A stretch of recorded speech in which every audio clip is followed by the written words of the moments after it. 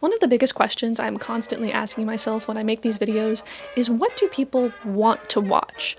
I have so many different project ideas that I'm excited about that I want to make, but what do you guys want to see me make? So for today's video, I am going straight to the source and asking you to design me a costume. I made a survey for you guys, my viewers, to fill out with 10 questions about different design elements that I will have to combine into one cohesive look. That survey's been up for 2 weeks now, so it's time to take a look at the results. Okay, so the survey period has just ended. I've just closed it. So now it's time to go through and look at all the responses and see what everyone has selected and what sort of costume I will be designing. I have not been looking at the results for the past 2 weeks-ish. I was keeping up with them for the first day, just out of curiosity. If they haven't changed since then, I'm a little scared. I'm a little worried, but the number of responses has doubled since then. It's currently at 1,261 responses, which is a lot of people. I'm very curious to see what they have chosen for me, so let's take a look. Okay, so skirt length. Coming in at 35.1%. Our winner is floor length, so we're going to be doing a full long skirt. How long should the sleeves be? Our winner with 29.1% is long sleeves, so we're going to have a high coverage outfit here. It's interesting because those were both the winning options for the survey last year, so I'm really curious how similar our responses are going to be. Color palette. Ooh, landslide win, 45.8% voted for a dark color palette. Again, that's what it was last year, so I'm sensing some themes, some consistencies. Okay. Main colors to choose. For this question, I had people pick 3 options from a list, so the percentages don't add up to 100, but our number one pick with 42.1%, which is 531 votes, is green, which I'm quite pleased with. As we all know, I like the color green, so I love to see that. Number 2 with 41.4% or 522 votes is yellow. And then our number 3 with 35.4% or 446 votes is purple. So that is very close to the color palette from last year. Last year it was green, purple, and blue. So this year it's green, purple, and yellow, which green, purple, and yellow are kind of like Mardi Gras colors in my mind. So I'm gonna have to be careful with avoiding making a Mardi Gras costume because I don't really want to do that. Okay. Historical time period. And as I said in the survey, this is not going to be a historically accurate costume. This is just for the vibes, the energy. I'm not going for 100% accuracy here. Ooh, this one's a bit closer, but winning with 25.7% is Rococo. So, I fear that's not going to help the Mardi Gras problem. Central motif or theme? Ooh, that's really close. So Celestial came in at 23% or 290 votes. But just beating it out with 23.3% or 294 votes is mythical / fairy tale. 4 people picked mythical / fairy tale over celestial, and that tipped the scales. That's crazy. Okay, an accessory I must include. The winner with 26.6% is a mask, which I think will work really well with the Rococo theme as well, so I'm glad to see that. A fabric texture to include.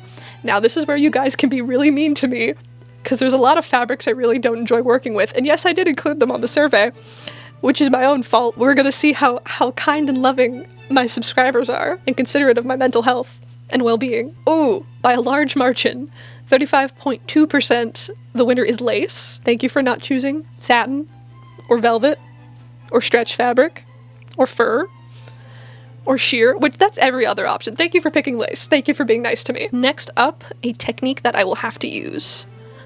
Okay, again, it's kind of close, but coming in at 25.5% is smocking, which is going to be very interesting. And then our last question, pick an unusual source for a material that I will have to incorporate.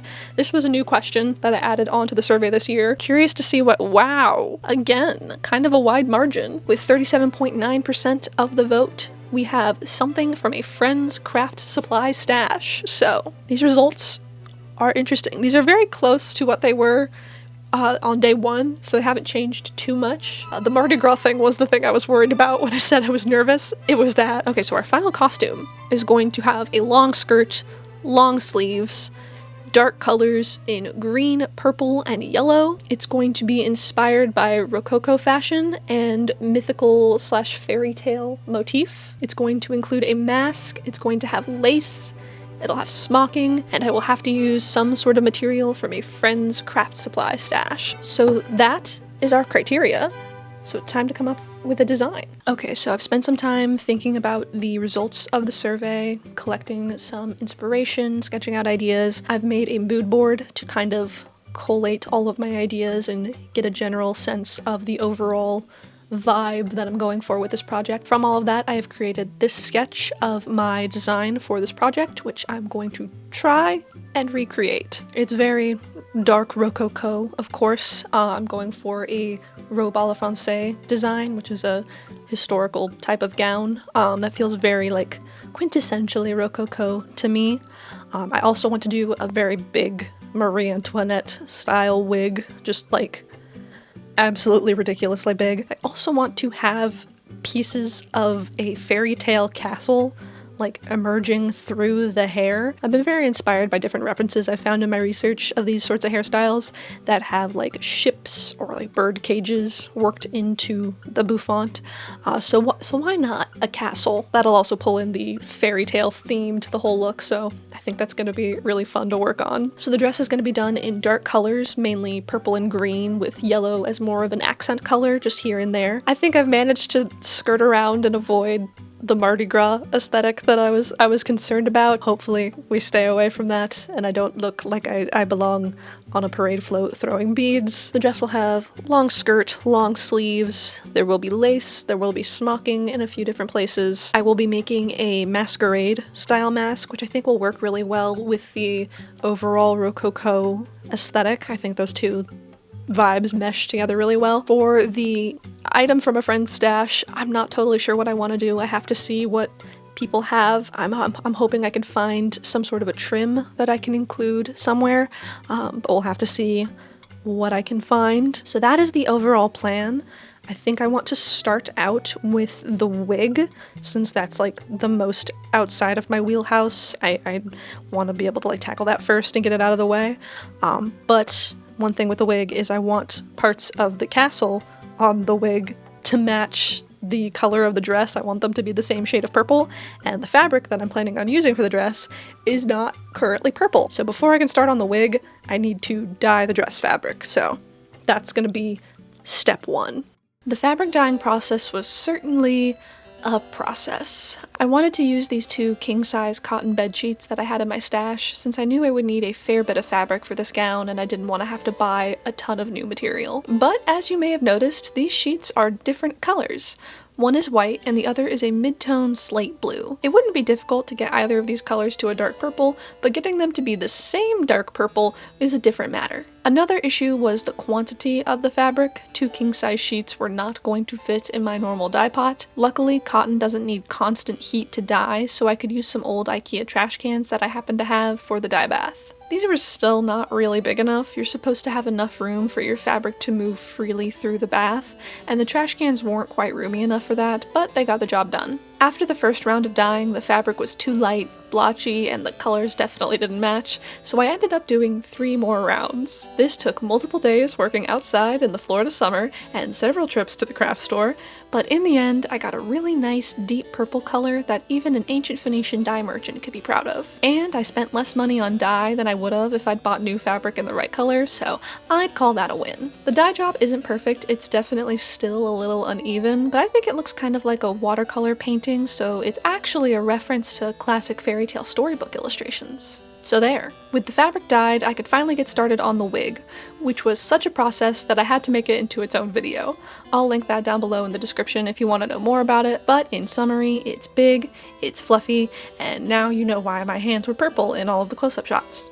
Okay, so for this project I am going for a Rococo inspired look, which has a very specific silhouette created by the undergarments that were worn in that time period. And luckily I already have most of the undergarments that I'm going to need. I have a shift or chemise that I made in my Halloween video last year for the Telltale Heart ball gown. I actually never got the chance to wear this in that video because It didn't work with the off-the-shoulder dress that I made, but it should work with this design, so I'm finally gonna get to wear it. And then I have a set of stays and a set of panniers or pocket hoops. I made both of these several years ago now, before I started doing YouTube, following the American Duchess McCall's pattern. It's the one with Abby Cox on the front. So the chemise is a base layer that goes underneath everything to keep it from being in contact with your skin. The stays are like the precursor to a corset. They're much more heavily boned and they are designed to create more of a like flat conical shape as opposed to the more like hourglass shape you see with more modern corsets. And then the panniers, or also known as pocket hoops, create the shape of the skirt, that sort of wide and flat silhouette. They just tie around the waist. They would go on over top of the stays. I feel like mine are kind of low, but I feel like they should be more like that. So I think I need to tweak these. I should try them on with the stays. That means I have to lace up the stays, which is a process.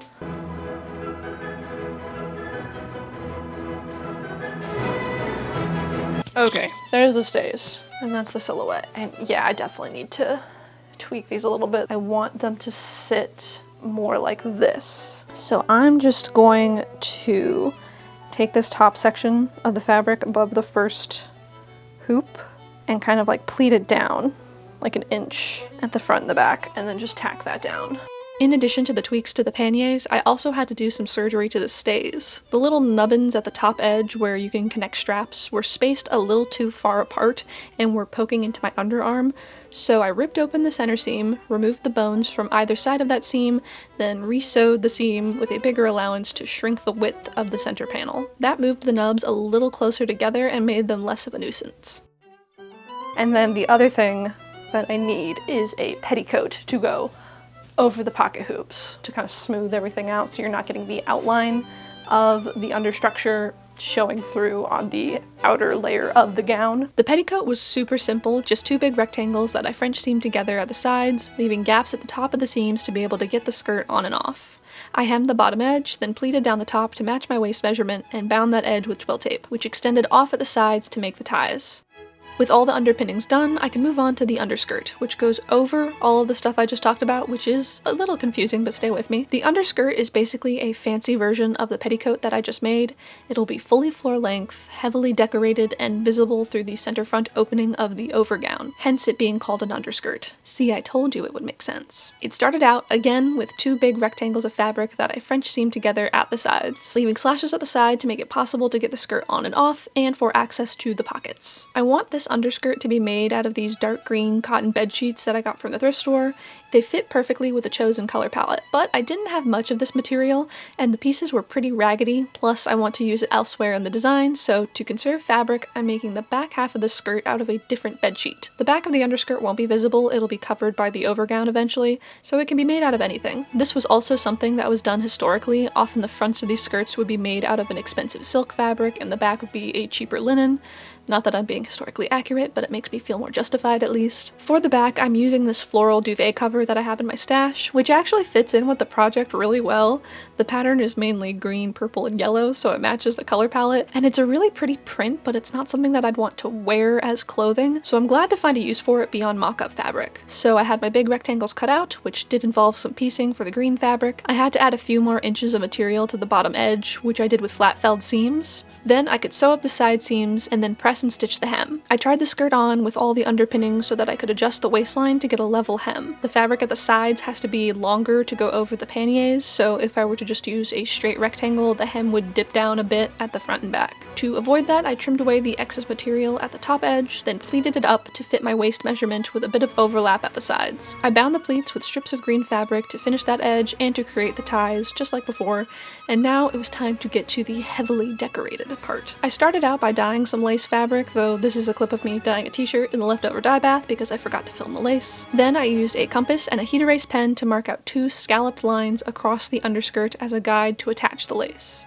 The trim doesn't need to go all the way around the skirt or even across the whole front half, since most of the underskirt will be covered by the overgown, so the lines that I marked only cover the middle third or so. I fussy cut the lace fabric into strips, then trimmed the top edge to be straight, sewed the strips together into two long pieces, then gathered those down and stitched them to the skirt. The top stitching here was not very nice to look at, so I covered it with a ruffle made from green organza ribbon. There wasn't enough ribbon for both rows of scallops, but it was fairly wide, so I cut the whole length in half with pinking shears, then gathered each half up and stitched it to the skirt over the top edge of the lace swags. For the peaks of the swags, I wanted some sort of yellow medallion shape, so the skirt wasn't just solid green. I made little leaves out of strips of gold satin that I had in my stash, following this tutorial that I found on Pinterest. I hand-stitched those to the skirt, along with some of this sparkly novelty yarn that my mom had in her stash. And I consider my mom a friend, so I'm counting this as something from a friend's stash. I did couching stitches to secure that along the center of the ruffle, and that completed the underskirt. Okay, so I've got the underskirt all complete, all of the trim is on. I also made another modification to the pocket hoops. I did this off camera because I was so frustrated I didn't want to film it. I kept having issues with them collapsing under the weight of the petticoat and the overskirt. I remembered when I made these a few years ago, I used zip ties as the boning, and I just think that's not sturdy enough to support the weight of the skirts. And then I remembered I have hoop steel left over from the big hoop skirt that I made last year, so I added that in. I didn't even remove the zip ties, I just added steel boning in along with the zip ties that were existing, and that fixed it. Shockingly, when you use the correct materials for something, it works better. So they're staying up a lot better now, and I'm much more happy with it. So now that the pocket hoops are fixed and the underskirt is done, it's time to move on to the overgown, which I'm nervous about, because I don't really know what I'm doing. I don't really know why I'm so nervous about this. It doesn't seem too terribly complicated. It's essentially just like a long jacket, basically, that's got a lot of material pleated up at the center back to get that kind of like long train effect. They're called Watteau pleats, if we're being fancy about it. I've been looking at a lot of examples online and they don't seem too complicated, but it just seems like a big task to get it like fitting right and everything. So I'm nervous about it, but I think I'll be able to figure it out. I'm gonna try and do some draping on the dress form, make a mock-up, see what I can do, and then hopefully move on to cutting into my actual fabric. So I'll admit I'm definitely no expert when it comes to draping. I'm basically just smoothing fabric over the dress form and hoping for the best.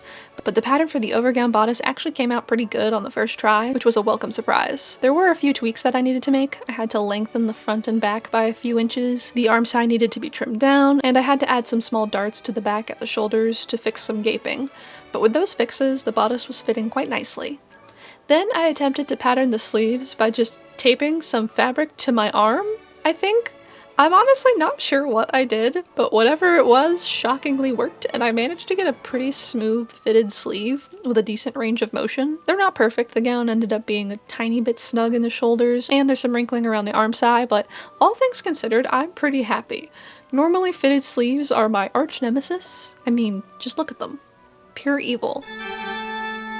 With the sleeves sorted, next I had to work out the Watteau pleats, the big layered pleats at the center back that flow down into the train of the skirt, one of the hallmarks of a robe à la française. I made a paper template to work out how big to make the pleats and how exactly I wanted to stack them, and then I tried to transfer the same design to fabric. Okay, so I've been working on the mock-up, and I got the main overall bodice shape to fit really nicely. I'm really happy with how that works, and I'm decently happy with the sleeves. So now I've been figuring out the Watteau pleats, and I got the overall shape into a place that I like. It's like a box pleat, and then two knife pleats that layer under the box pleat, and then there's two sets of those to create that extra volume at the back, and I'm really happy with how that looks. I've been trying to figure out how to integrate that into the bodice in a way, because I think the way these dresses were made in history was it was just one panel of fabric from shoulder to hem. There wasn't a waist seam, so then there's a lot of weird shaping you have to do with the skirt to get it to fit over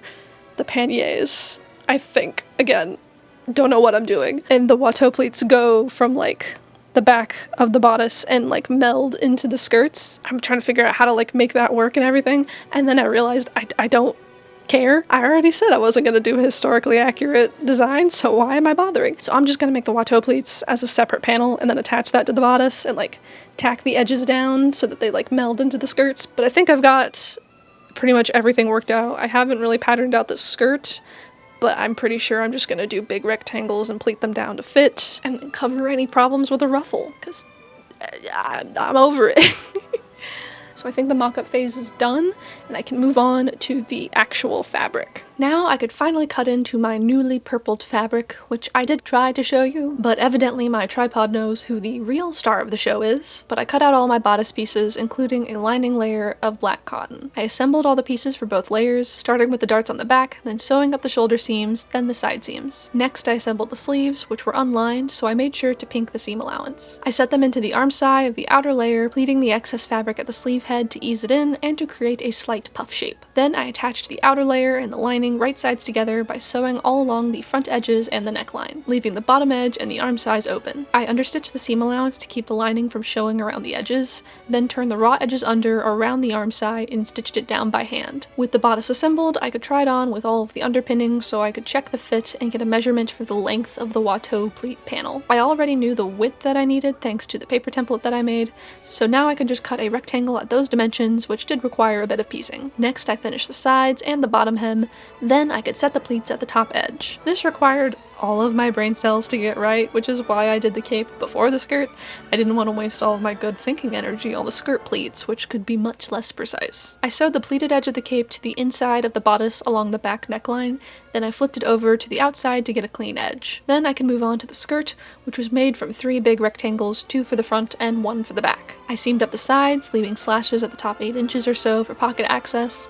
Then I pleated the top edge down to fit the waistline of the bodice. I stitched the skirt to the outer layer of the bodice, then secured the lining by turning the raw edge under and stitching in the ditch from the right side. Then I could try the gown on again to judge the length before hemming, but I also realized that it didn't have any sort of closure. I had just been securing it by pinning it onto the stays. I think that is something that was done regularly in history, but I decided to add some ties to the center front of the bodice, which will get covered by the stomacher later on. Then I just needed to hem the skirt and the gown was ready for trim. I wanted to have intertwining swoops of ruffles going along the center front opening of the skirt, so I made a paper template to mark the placement, which does kind of look like a toilet seat, but let's not worry about that. Okay, so the base gown is all done. I've marked out the placement of my design for the trim. I just ate some pierogies, so I'm all fueled up, so it's time to start doing the decoration on the main overgown. That was a transition. That was when I hit it, like...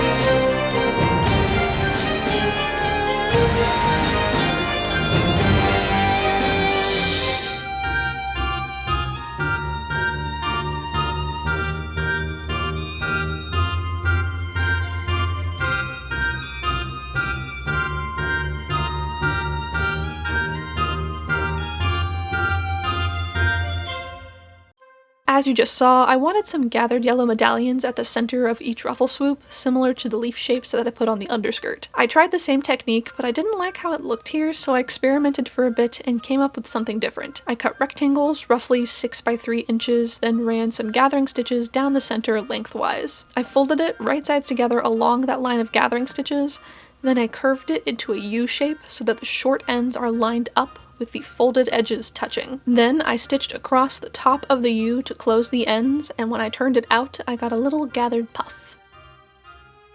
Okay, so I'm working on doing all of the decoration and trimming for the overgown right now, and I'm thinking I'm not going to be able to do quite as much as I had planned, just because I don't think I'll have the time to really do it all, and really give it like the amount of care that I would want to. Basically, in order to get the video out on time, I need to have the whole project, all of the sewing and the filming and the editing and everything done by Wednesday night of next week, and it's currently Thursday, so just less than a week to get this all done.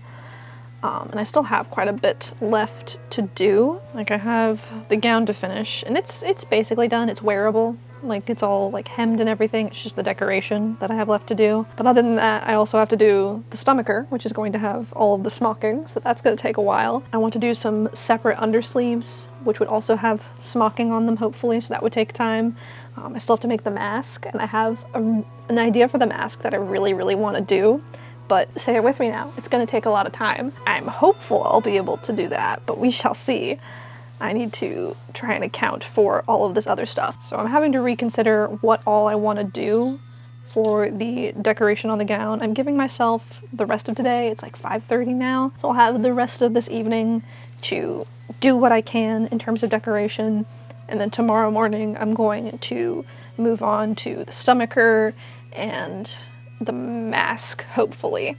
I really hope I get to do the mask in the way that I want to, because it's going to be really cool if I can. I'm going to add more trim, and I'm going to keep going and do as much as I possibly can and see where that gets me. Where it got me was finishing up all those yellow medallion puffs and adding some lace frills to the sleeves. This was the same lace that I used on the underskirt. I dyed it purple along with the dress fabric back before I'd even started on the wig. These pieces were left over from a previous project, so they were already cut up into strips and had been dyed a very light lavender color, but I re-dyed them to be a matching dark purple. I also added some more ruffles and more of that sparkly yarn along the cuff, but that was all the trim that I had time for. My original design had more layers of ruffles and a whole border design on the hem, but alas, I had to move on.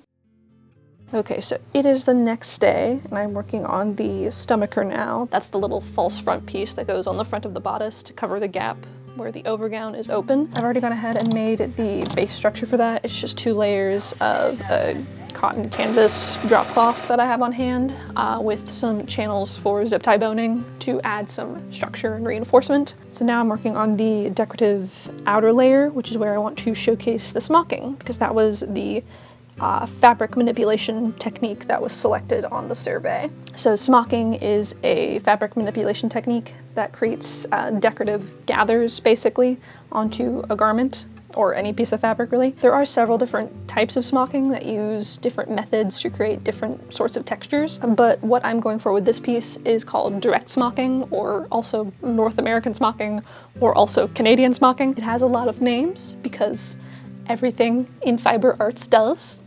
It's like a complicated Russian novel. Everyone's got 9 different names. So I'm doing direct smocking, which involves using a needle and thread to gather between specific points on a grid to create a decorative geometric pattern. I looked at a bunch of different references online to find different patterns that I could use for this process, and I landed on this one. It's a sort of flower pattern. I did a little sample swatch a while ago to test it out and see if I could make it work and how I liked it, and I really, really like the way it turned out. And with the sample I did a 1 inch by 1 inch grid, and I thought that was just a little bit too big for this application, so I'm gonna do a 1/2 inch grid. So I am marking that out now. It is gonna take forever. Thank you for asking. Once I had the fabric fully gridded, I also marked every other box in every other row to indicate where I needed to do my smocking stitches. For this pattern, you start with your thread tied off on the underside of the fabric at one corner of the first marked box. Then from the right side, you go around the square, making small running stitches at each corner, only passing under a few threads of the fabric for each stitch. Once you get back to the starting corner and make a 4th running stitch, you pull the thread to gather all the corners together and then tie the thread off. I carried my thread along the back of the smocking to avoid cutting and retying a knot after every gather. I just brought the needle up at the corner of the next square, then repeated the process. It doesn't matter which corner you start with, or if you go around clockwise or counterclockwise, you just need to go in order, make a stitch at all 4 corners, including the one you start with where the thread is tied off, and make sure that you tie off at the start and after you do the gather. Then you just spend the next 10 hours doing the exact same thing over and over. Yes, literally 10 hours. I did this from 10 a.m. to 8 p.m. with some breaks, so probably more like 9 hours, but still. Once all the smocking stitches were done, I had this, which was not looking very floral. So then I had to go in and poke out all the little gathers to sit correctly with the knitting needle, and I finally had my smocked fabric done. I gave it a light steam with the iron and pressed the roughly excess fabric at the edges into something resembling pleats before trimming it down to just an inch or so bigger than the interlining. I folded the edges over to the back of the interlining and stitched them down. Then I went and covered a good chunk of all that tedious work with another ruffle made from the yellow satin. This time I took a long strip and coiled it into a sort of mutated infinity symbol, like a double infinity, or more like a 1.5 infinity, I guess. That just got tacked on by hand, and that finished the stomacher. I didn't put any sort of closure or attachment to get it onto the dress, because in most of the examples I'd found in my research, the stomacher just attaches to the stays with sewing pins. That did work for me, though I think in the future I want to add some hooks and eyes just to simplify things.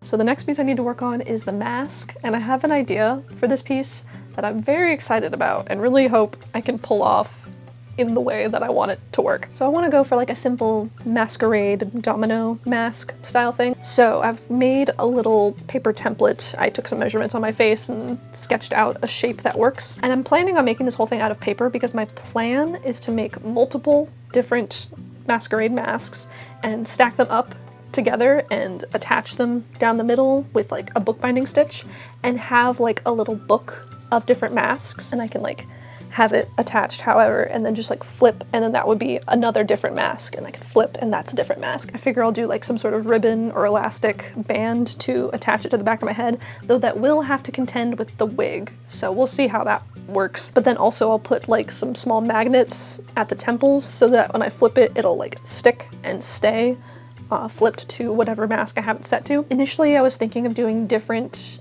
like fairy tale character archetypes, like the princess, the knight, the evil witch, the dragon, like different like stock characters you'd see in a fairy tale. But I've really been struggling figuring out how to capture all of these different characters in just a domino mask. Like if I wanted to do a knight, I would represent that with like a knight's helmet, and you can't really put that in just this amount of real estate. You need a more full face thing. But I don't want to do a full face thing. I want it to be a masquerade mask, and then like, you know, it wasn't working out. So I'm thinking now I'm just going to do different designs themed around various fairy tales and do some sketching and doodling and figure out what exactly I want to do, what fairy tales I want to represent, how many. I'm thinking at least 3 would be a good start. I would love to do this as like a fabric piece and do like a bunch of really intense embroidery and applique and all of this. I do not have the time for that. I need to get this done today. I'm thinking just like pen and ink illustrations, maybe a little bit of watercolor here and there so it really looks like pages of a storybook. So now I'm gonna start working out all my designs. I did some sketching and I flipped through some of the Andrew Lang fairy books to get some inspiration for the stories and the art style. Then I traced my mask template onto some paper and started sketching the final illustrations. Drawing and painting used to be the primary mediums I worked in once upon a time before I fell down the well of fiber arts. I'm definitely a little out of practice, but I still quite like how these turned out. I lightened the pencil sketches with a kneaded eraser, then inked over them with some Micron fine liner pens. Then I added in some color with watercolor paint, keeping to the green, purple, and yellow palette. I think the painting overall is a bit too light. The colors aren't nearly as dark as the rest of the costume, and I think that they needed more contrast in the color values, but they came out okay in the end. This paper was not meant for watercolors, so I ironed my paintings on low heat to reduce the warpiness. Then I cut the masks out and began gluing them together so that half of the back of one mask was attached to half of the back of the next, and so on. I also added some thin magnets between the layers of paper, being careful to make sure that they were all facing the right way, so the pages would attract and not repel. Once all the pages were assembled, I reinforced the back with packing tape to prevent the paper from tearing. Then I just needed to cut out the eye holes and add some ribbon ties, and the mask was done.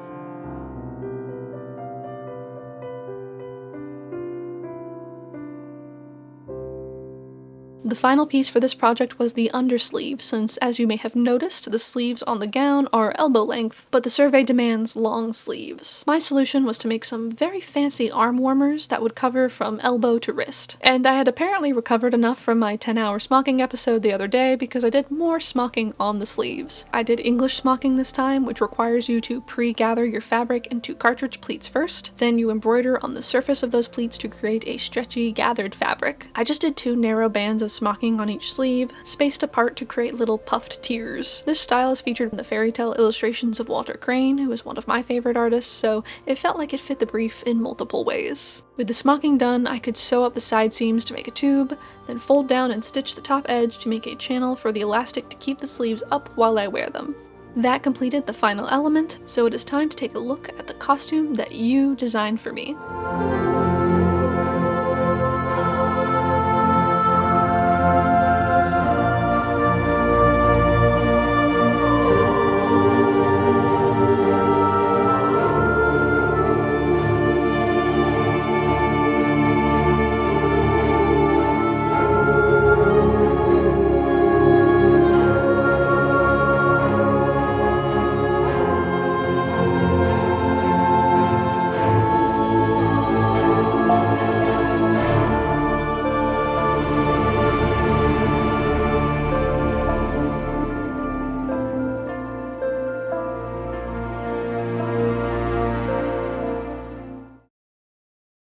Got my glasses like precariously wedged on under my wig and they do not sit correctly, so we're gonna do this as fast as possible. That is it. That is the full project. I am very happy with how all of this came out. There are a few things here and there that I don't love necessarily, but overall I'm really happy. I really like how the dress came out. I was pretty bummed about not getting to all of the trimming that I had planned originally, but once I got everything on, I kind of feel like now it doesn't need much more. I think it would start to get a little bit too dense. I'm still very happy with the wig. The little half sleeves, I really like how they came out. They're super cute. They are a little bit too short. I was thinking the sleeves on the main dress came down to my elbows and then the lace came further, not that the lace came to my elbow, so I made them a little bit too short, so there's a bit of a gap. But I think if I were to wear this dress to an event or something, I would wear it without the little sleeves. I think it looks a bit better like this, but I still really like these. I think I can work them into other outfits as just little add-on sleeves here and there. The sizing is also a little bit off with the stomacher. It's a little bit too wide, so it's not sitting super well. It's kind of gaping a little bit at the top, but that's definitely fixable. I just need to unpick some seams and trim some stuff down, and then it will fit quite nicely. The one piece that I'm not really that happy with is the mask. I really like the concept. I think it's really cool. I don't love the execution. I think the watercolor paintings came out pretty light, so it doesn't really fit in with the darker color palette of the rest of the costume, so that's, you know. And then the magnets that I used to keep the pages shut were not very strong, so they didn't really hold in place as well as I would have liked. I still like it. I like the way it looks. It's just I really was excited about the concept, and so it's just the execution's falling a little bit short for me, so that just is kind of disappointing. I would really like to revisit the concept someday when I have the time to be able to dedicate to it and make it as good as I would like it to be. The one other thing that's kind of like a critique of the overall costume is I don't know if it feels fairy tale.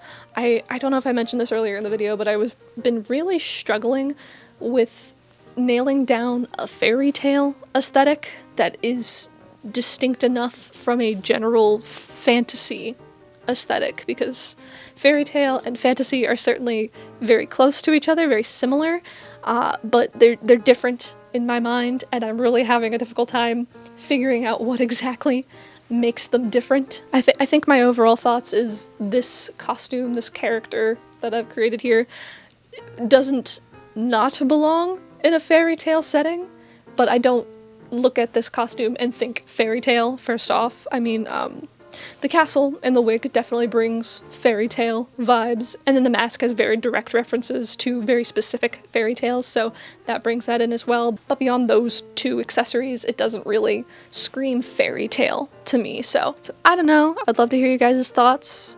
I still really like the costume. I feel like I'm being really negative and nitpicking, but I really like how it turned out. I think it looks incredible. It's one of those things where I like it so much that the small things that are wrong really stick out to me, so I feel the need to comment on them. But overall, I'm super happy with this whole costume, and I'm really excited to have it done. I'm going to have to try and find some sort of event to wear this out to. Perhaps not with the wig, because the wig is just a bit much. Just a little bit much. The rest of the costume, that's fine. Could wear this to the grocery store. But that is it for today's video. I hope you enjoyed. Thank you to everyone who filled out the survey. I hope I lived up to your dreams when you were filling it out. I am considering making this kind of a yearly tradition. I did this last year as well at around the same time during the summer. That video and this one were meant to be celebrating milestones on subscriber counts, which this video was supposed to be a celebration for hitting 30,000 subscribers, and we're very close to 40,000 now, so thank you guys. But also, these things take a while.